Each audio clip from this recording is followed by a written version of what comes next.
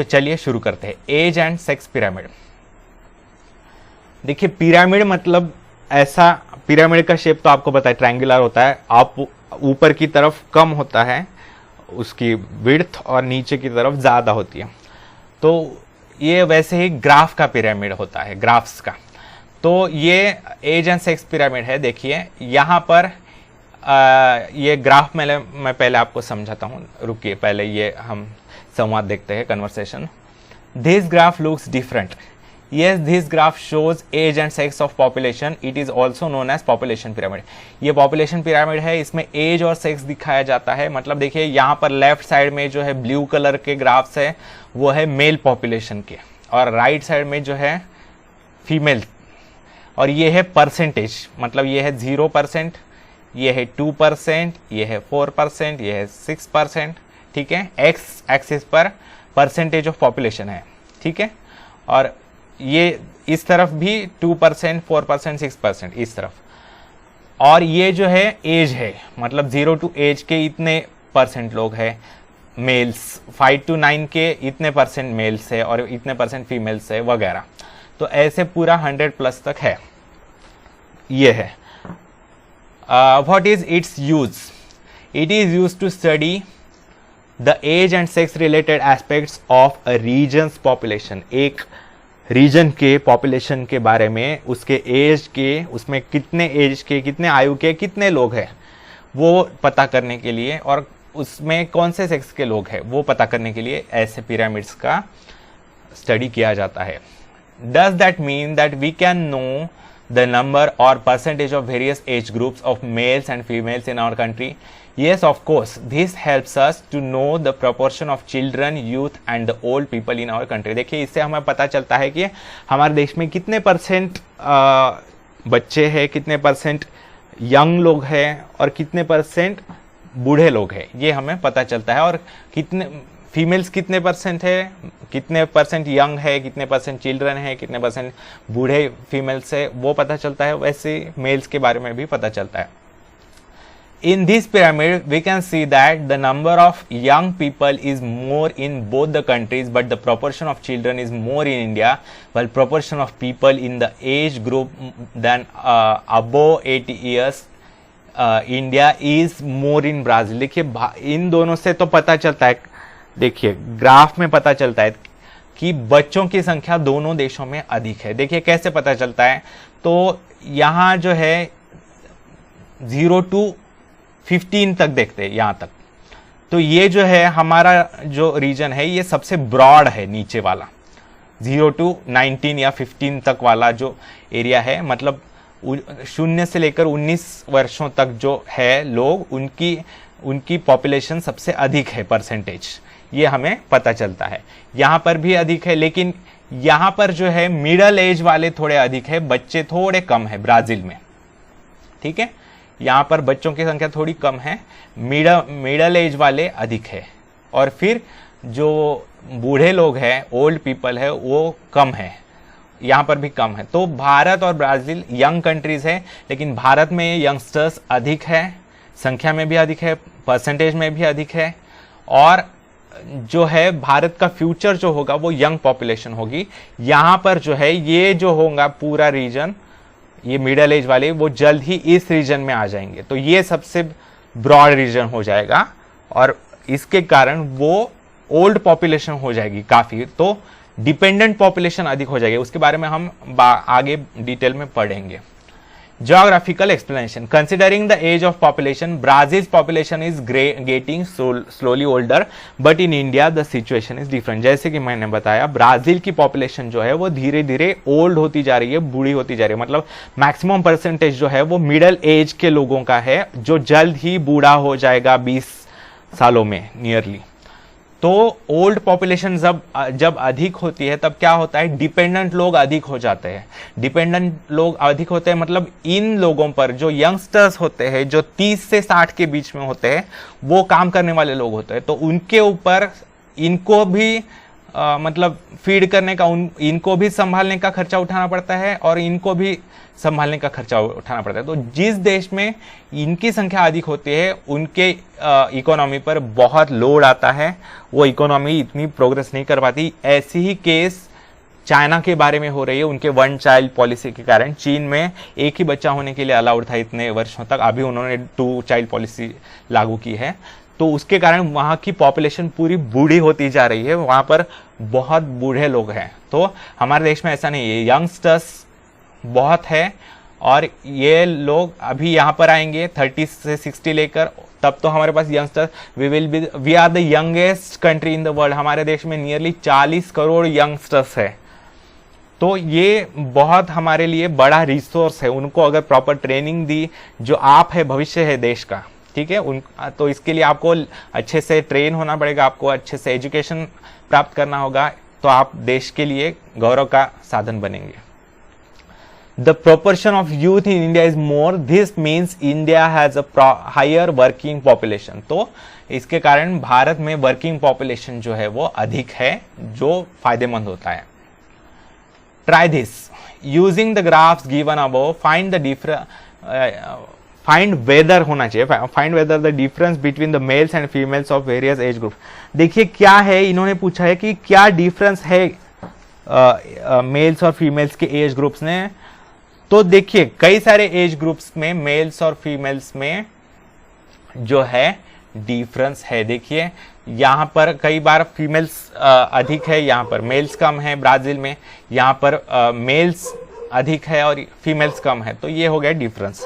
तो ठीक है, नेक्स्ट क्वेश्चन है, अगला प्रश्न, in which age group is this difference the maximum. देखिए कौन से एज ग्रुप में ये डिफरेंस अधिक है, सबसे अधिक ये पूछा है। तो इसके आंसर्स है, देखिए लिख लीजिए।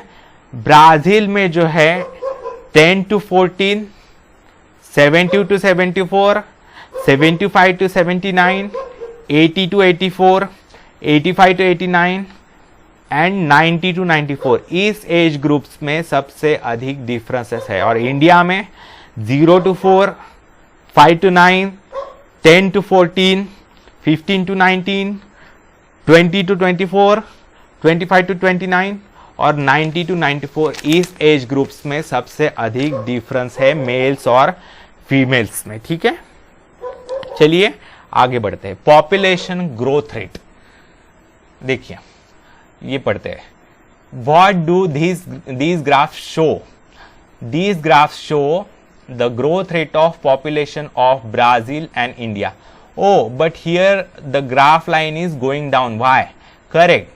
Though the lines show a downward trend, it does not mean population is decreasing. It shows the growth is lesser than the previous decade. Does that mean Brazil's population is decreasing? No, this means that the growth is less, and looking at the trend in the near future, Brazil's population may decrease. देखिए ये है population growth rate, मतलब population किस rate से बढ़ रही है ये दिया गया है। देखिए ये है ब्राजील का मैप और ये है भारत का मैप। तो यहां पर 1960s में 3% पॉपुलेशन ग्रोथ था। मतलब क्या है कि 1960s के दशक में, 1960 के दशक में 3% के दर से पॉपुलेशन बढ़ रही थी। इसका मतलब क्या है कि अगर 1960s में 100 है पॉपुलेशन ब्राजील की, तो 1970 में वो 103 होगी। 3% बढ़त हो रही है।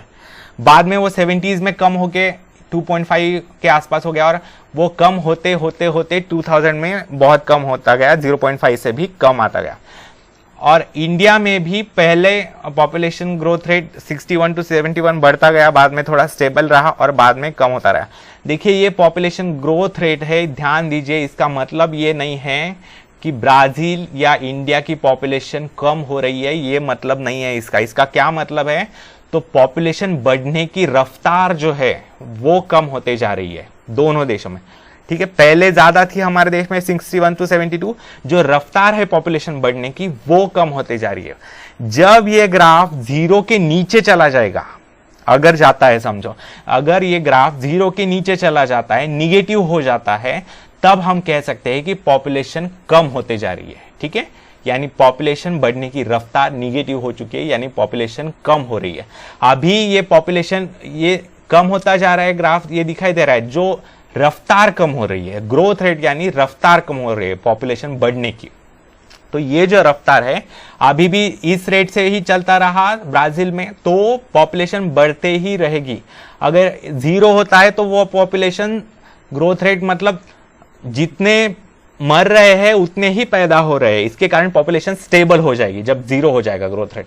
अगर वो 0 से नीचे चला जाता है निगेटिव में, तो डेथ मृत्यु की संख्या अधिक हो गई जन्मों के मुकाबले में, यानी birth is less than death. तो इसके कारण क्या होगा, पॉपुलेशन घटते जाएगी। ऐसी भी कंडीशन है बहुत से देशों में, जैसे कनाडा में या यूरोपियन देशों में, तो वहां पर बहुत से मतलब कंसेशंस दिए जाते हैं बच्चे पैदा करने के लिए वगैरह। तो ये जो है discount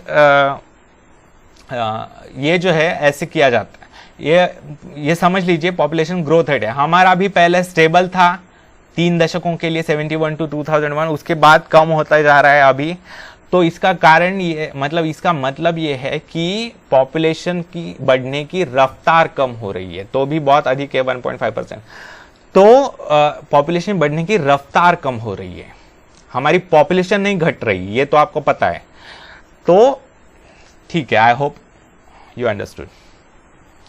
The rate of growth of population has reduced considerably in Brazil। तो ब्राजील की जो पॉपुलेशन की रफ्तार है बढ़ने की वो काफी कम होते जा रही है। However, this is not the condition in India। From 2001 to 2011, India's population increased by 18.2 crores। तो देखिए भारत की जो पॉपुलेशन है वो 10 वर्षों में 2001 से लेकर 2011 में 18.2 करोड़ से बढ़ी है। मतलब ब्राजील की टोटल पॉपुलेशन जितनी है 19 करोड़, उतनी आसपास हमारे 10 साल में ही उतने पैदा हो गए approximately.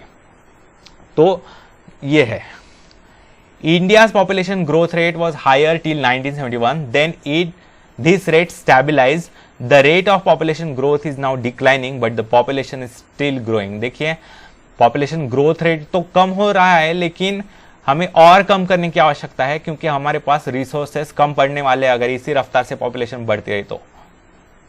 It is observe that in Brazil the rate of growth is declining and Brazil population may not increase in the next 2 decades. तो देखिए ब्राजील में जो देखा गया है पॉपुलेशन ग्रोथ रेट जो है वो कम ही होते जा रहा है बहुत तेजी से, और अगले कुछ दशकों में ये स्टेबल हो जाएगी पॉपुलेशन, ऐसा बताया जा रहा है। चलिए आगे बढ़ते हैं। Life expectancy, these graphs show the life expectancy of Brazil and India, don't they. Life expectancy मतलब आयुर्मान, एवरेज व्यक्ति का आयु कितना है, लाइफ कितने वर्षों, एक एवरेज व्यक्ति इस देश के नागरिक जो है वो कितने वर्षों तक जीते हैं, इसे बोलते हैं life expectancy. But what is life expectancy? This means the average number of years a person born in a country is expected to live. एक देश में आम नागरिक जो है वो कितने वर्षों तक उसकी आयु है, एवरेज वो। This means that we Indians live for 68 years on an average. तो इसका मतलब देखिए अभी हमारे 68 लाइफ एक्सपेक्टेंसी 2016 में था, यानी भारतीयों की एवरेज लाइफ भारतीय जो है आम भारतीय नागरिक ऑन एन एवरेज, देखिए कुछ नागरिक 70, 80, 90 तक जीते हैं, कुछ 40 में ही गुजर जाते हैं। तो इसके कारण एवरेज जो है वो 68 आ जाती है। Yes, and the Brazilians life live for 75 years. The life expectancy was in India was around 41 years in 1960, but now it has increased. It will continue to increase in future. देखिए भारत की life expectancy 1960 में तो सिर्फ 41 वर्ष की थी, मतलब average व्यक्ति जो था भारतीय वो 41 वर्षों तक ही जीता था, एवरेज, ऑन एन एवरेज। तो ये मतलब ये क्या दर्शाता है, तो भारत में मेडिकल फैसिलिटीज कैसी है वगैरह, हॉस्पिटल्स की सुविधाएं कैसी है, ये दिखाता है। हमारे देश में हॉस्पिटल्स की सुविधाएं, मेडिकल फैसिलिटीज बेहतर होती गई साल दर साल, डिकेड दर डिकेड, दशक दर दशक। तो इसके कारण लाइफ एक्सपेक्टेंसी भी बढ़ती गई। वैसे ही यहाँ पर भी लाइफ एक्सपेक्टेंसी विकास वे बढ़ते गए, लेकिन उनकी कंडीशन, पॉपुलेशन कम है, उनके रिसोर्सेज अधिक है, इसके कारण उनकी कंडीशन बेहतर है हमसे। Geographical explanation, increase in life expectancy is an indicator of development of that society. देखिए एक समाज कितना विकसित है, वहां पर कितनी सुविधाएं हैं, ये इसका निर्देशक होता है, दर्शक होता है। Improvement in health facilities, progress in medical field, access to nutritious food leads to an increase in average life expectancy. देखिए एक देश में मेडिकल फैसिलिटीज कितनी है, डॉक्टर्स कितने बेहतर है, उनका लोगों को इलाज करवाना क्या अपने हैसियत में है, उनको पैसे से वो क्या जमता है, और progress in medical field, access to nutritious food, क्या सबको अच्छा पेट भर खाना मिल रहा है और वो क्या न्यूट्रिशियस है, सभी विटामिन्स और मिनरल्स और कार्बोहाइड्रेट्स, प्रोटीन, फैट से कंप्लीट है, ये पता चलता है अगर लाइफ एक्सपेक्टेंसी अधिक है तो।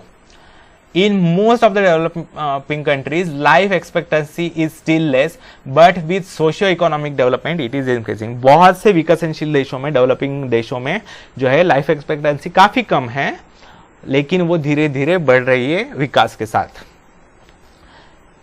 Use your brain power. Is there a relationship between increase in life expectancy and growth of population? If yes, how? देखिए ये है, कुछ रिलेशन होता है लाइफ एक्सपेक्टेंसी और ग्रोथ ऑफ पॉपुलेशन में। अगर लाइफ एक्सपेक्टेंसी अधिक होगी, जो जन्म ले रहे हैं जो लोग, वो अगर लंबी आयु तक जिएंगे तो बाद में तो पैदा होने वाले पैदा ही होते रहेंगे और वो भी लेट मरेंगे, तो पॉपुलेशन तो बढ़ते जाएगी ना। तो लाइफ एक्सपेक्टेंसी अगर अधिक होती है तो ग्रोथ पॉपुलेशन, जो पॉपुलेशन ग्रोथ रेट है वो भी अधिक होगा। ठीक है, तो चलिए आगे देखते हैं। लिटरेसी रेट, लिटरेसी रेट मतलब शिक्षा का परसेंटेज क्या है। तो ये आपको कन्वर्सेशन ऐसे ही लिखने को बोला है जैसे ऊपर दिया गया है, तो वो आप लिख सकते हैं। तो देखते हैं, from figure 6.3 to 6.7 various aspects of population composition are given. देखिए पिछले डायग्राम्स में कई सारे बारे में बताया गया, population growth rate, life expectancy, literacy वगैरह, इन चीजों के बारे में ग्राफ्स दिए गए। Study the graphs, discuss and answer the following questions. हाँ, तो ये बोला गया, which country has a higher sex ratio. Higher sex ratio यानी आपको याद है फीमेल्स की संख्या अधिक होनी चाहिए कंपेयर टू मेल्स। तो ऐसा किस देश में है आपको पता है, ब्राजील में फीमेल्स अधिक है, फेमिनाइन पॉपुलेशन है। ठीक है, उसके बाद Which country has a higher literacy rate? Higher literacy rate, यहाँ पर लिटरेसी रेट का दिया है। देखिए यहाँ पर परसेंटेज है लिटरेट पॉपुलेशन का और यहाँ पर डिकेड्स है। देखिए 81, 91 वगैरह। तो ब्राजील में 81 में 74.6% पॉपुलेशन वॉज लिटरेट एंड 2016 में अभी 92.6% इज द लिटरेसी रेट। और भारत में 81 में 40.8% was the literacy rate and 2016 में 72.2% है। तो देखिए इन्होंने क्या पूछा है, which country has a higher literacy rate. तो जाहिर है देखिए ब्राजील में 92.8% लोग लिटरेट, 92.6% लोग लिटरेट है, यानी ब्राजील का लिटरेसी रेट अधिक है। Which country is growing at a faster rate. कौन से देश में लिटरेसी जो है वो तेजी से बढ़ रही है, कौन से देश में। देखिए जो लाइन शार्पली ज्यादा तेजी से बढ़ रही होगी वो वहां पर ज्यादा होगा। देखिए यहां पर धीरे धीरे ऊपर जा रही है ये लाइन, लेकिन हमारे यहां तेजी से ऊपर जा रही है। तो हमारा लिटरेसी रेट जो है वो तेजी से बढ़ रहा है, फास्टर रेट से हमारा बढ़ रहा है इंडिया का। Which country's population has a higher life expectancy? कौन से देश की है, ब्राजील की। Which country's population has a higher, ये हो गया, Which country has a higher proportion of the old age people? तो ब्राजील में old age people अधिक है। ठीक है, think about it. Considering the above discussion, what should be done so that our manpower is utilized properly, sex ratio improves and the population growth rate is controlled? Write 2 to 3 sentences of each. क्या पूछा है देखिए, जो हमारे पास man power है, जो हमारे पास population है, उसका यूटिलाइजेशन, उसका उपयोग कैसा किया जा सके, ये पूछा है। तो उन्हें प्रॉपरली पढ़ाइए, लिखाइए, उनको प्रॉपर ट्रेनिंग दीजिए।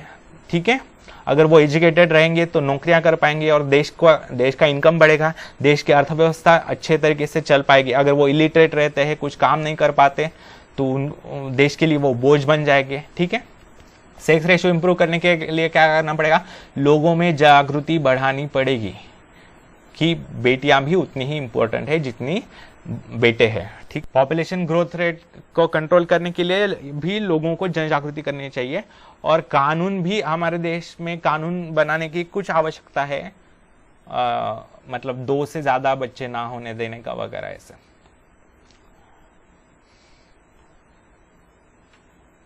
ठीक है, और ये देखते हैं, if the proportion of dependent age groups increases in the composition of population, how will it affect the economy of a country? Dependent population मतलब जो देखिए, वर्किंग पॉपुलेशन कौन सी होती है, 30 से 60 लेकर 30 ईयर्स से लेकर 60 ईयर्स तक जो होती है पॉपुलेशन, उसे बोलते हैं वर्किंग पॉपुलेशन, वो कमाने वाली पॉपुलेशन होती है। और जो 0 से 30 और 60 से आगे वाले होते हैं, तो वो जो होती है वो डिपेंडेंट पॉपुलेशन। अगर डिपेंडेंट पॉपुलेशन की संख्या बढ़ती है तो इकोनॉमी पर उसका एडवर्स इफेक्ट होगा, क्योंकि सिर्फ बैठकर खाने वालों की संख्या जब बढ़ती है तब इकोनॉमी पर उसका टेंशन बढ़ता है। ठीक है, वर्किंग पॉपुलेशन पर उसका लोड आता है। Study the indexes of density maps of both the countries, what difference do you find, ये हमने डिटेल में सीखा है। ठीक है, do you know census of India conducts enumeration of population every 10 years. देखिए, भारत और ब्राजील दोनों देशों में हर 10 वर्षों बाद सेंसस यानी जनगणना यानी पॉपुलेशन की गिनती करवाई जाती है। Similarly in Brazil, IBGE that is Brazilian institute of geography and statistics. देखिए, ये जो आपको लगता होगा कि इसका लॉन्ग फॉर्म अलग है और ये इसका शॉर्ट फॉर्म अलग है, तो ऐसा नहीं है। ये पोर्तुगीज भाषा में है, ये शॉर्ट फॉर्म जो है वो पोर्तुगीज भाषा का शॉर्ट फॉर्म है, पोर्तुगीज भाषा में इसका लॉन्ग फॉर्म है, और ये ट्रांसलेट करके इंग्लिश में दिया गया है। ठीक है, carries out census every 10 years. Brazil में भी हर 10 वर्षों बाद पॉपुलेशन की गिनती होती है। The first census survey of both the countries was carried out in 1872। तो दोनों देशों में सबसे पहली बार सेंसस जो किया गया, पहली बार पॉपुलेशन गिनती करवाई गई, वो 1872 में 1872 में की गई। In India census is conducted at the start of the decade. Bharat में जो है वो दशक के शुरुआत में सेंसस करवाया जाता है, यानी दशक के शुरुआत में यानी दशक के पहले वर्ष में, यानी 2001, 2011, 2021, 1961, 1972। अभी हमारा जो सेंसस होने वाला है आने वाला, वो अभी 2020 के बाद 2021 में होगा। और in Brazil census is conducted at the end of the decade, मतलब ब्राजील में दशक के अंत में सेंसस करवाया जाता है। जैसे अभी 2020 में उनका सेंसस चालू होगा। ठीक है, 1960, 70, 2000, 2010, 2020 ऐसे। ठीक है, तो ठीक है दोस्तों, यहां पर ये चैप्टर समाप्त होता है।